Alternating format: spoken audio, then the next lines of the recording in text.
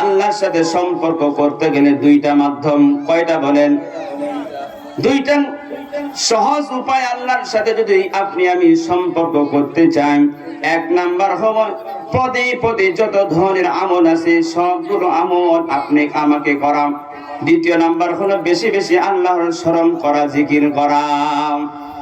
এক নাম্বার হলো আপনি খানা খাইতে বসেছেন, খানার সামনে আসলে নবীর সুন্নাহ হলো দোয়া পড়া। এই দোয়া পড়ার মাধ্যমে আল্লাহর স্মরণ হয়। আপনি যখন ঘুমাইতে যাবেন তখন আপনি ঘুমের দোয়া পড়বেন। ওই ঘুমের সময় আপনি দোয়া পড়া মানে আল্লাহকে স্মরণ করা।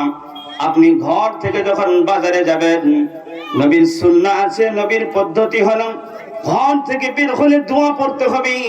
বিসমিল্লাহি তাওয়াক্কালতু আলাল্লাহ, আমি আল্লাহর নামে বের হলাম, আল্লাহর উপরে ভরসা করে বের হলাম। এর মাধ্যমে আপনার আল্লাহর সাথে সম্পর্ক বাড়লো, ঠিক কিনা? এটা একটা পদ্ধতি।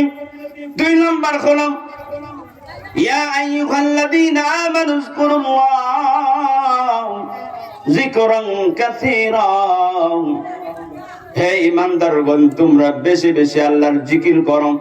কত বেশি এটা আল্লাহ উল্লেখ করে দেয় না। যত আপনি পারেন তত আল্লাহর জিকির করেন।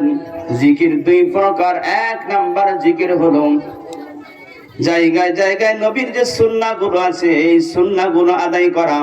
দ্বিতীয় নাম্বার জিকির হলো জবানের জিকির, যেটা আমরা পড়লাম, লা ইলাহা ইল্লাল্লাহ সুবহানাল্লাহ ওয়ালহামদুলিল্লাহ লা ইলাহা ইল্লাল্লাহ। এইভাবে জিকির করা। কয়টা পদ্ধতি বলেন? মনে থাকবে তো ইনশাআল্লাহ? আমরা আমল করব।